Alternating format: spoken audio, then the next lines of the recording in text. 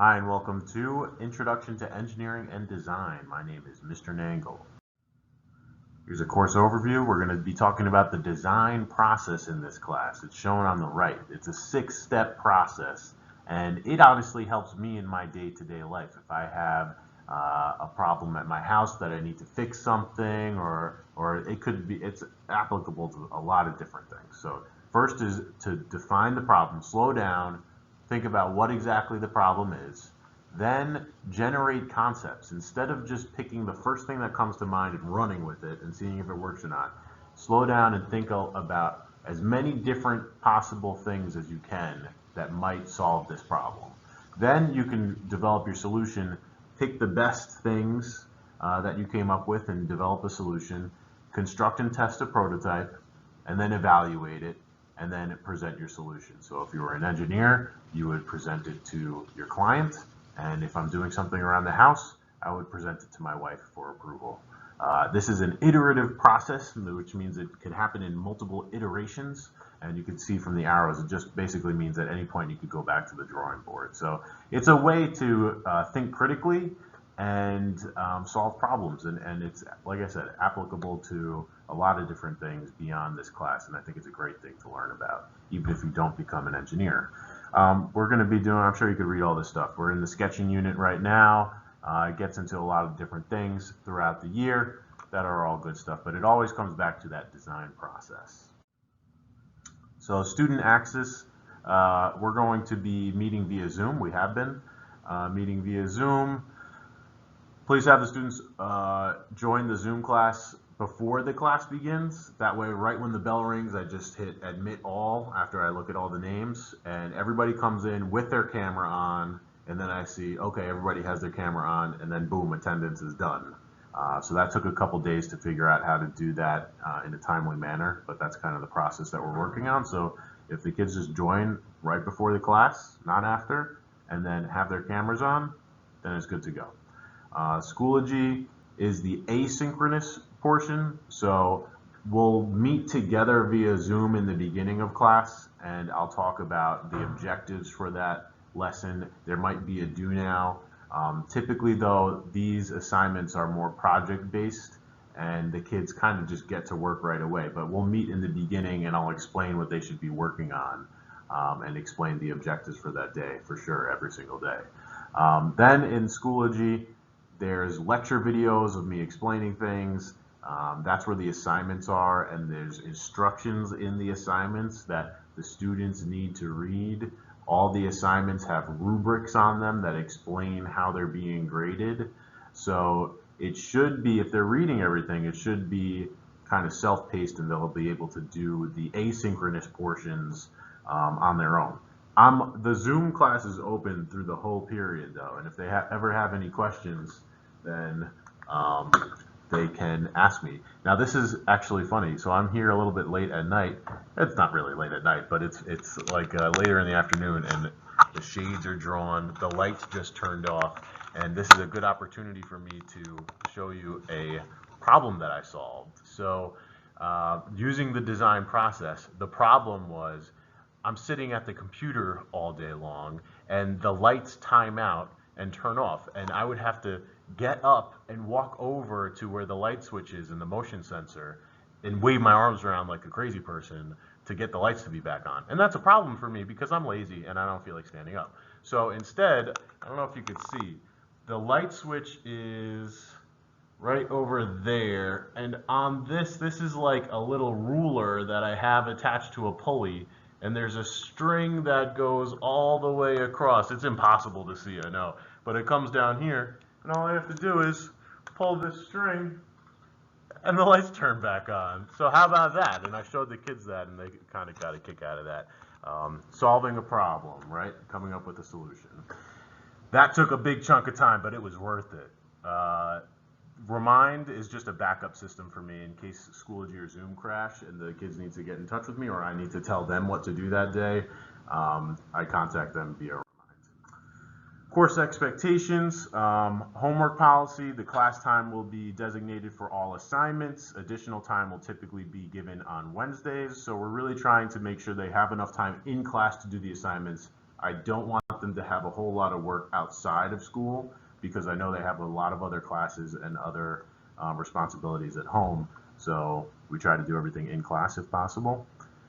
There's no late penalty for any work. All work must be submitted by the last day of the quarter. And I'm trying to train them to stay on top of their own work and do what they need to do without having to take off points if it's late.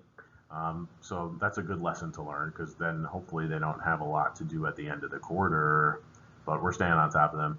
Assignments are due on Wednesday night, and I grade the work on Thursdays and Fridays, including the late work.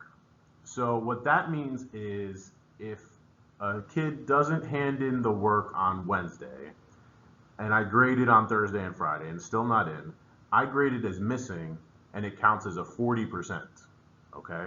That can be updated though. So let's say the student hands in the work on Saturday, then they have, it still looks like it's missing in Infinite Campus, and they have the work submitted, and they're like, oh, I submitted the work, why isn't it being updated? It's because I do the grading on Thursdays and Fridays.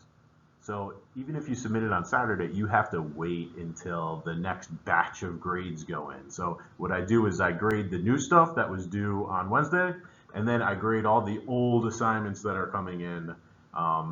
So they will be updated, but you just have to be patient and wait a couple days if you hand in something late. I'll update it, no problem, okay? But you just gotta be a little patient.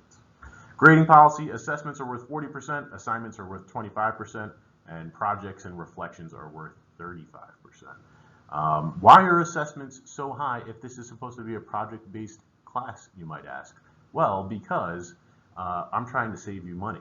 So at the end of the year, there's an end of course exam that's given by Project Lead the Way, and it's a nationwide exam. So we don't make it ourselves, it's nationwide.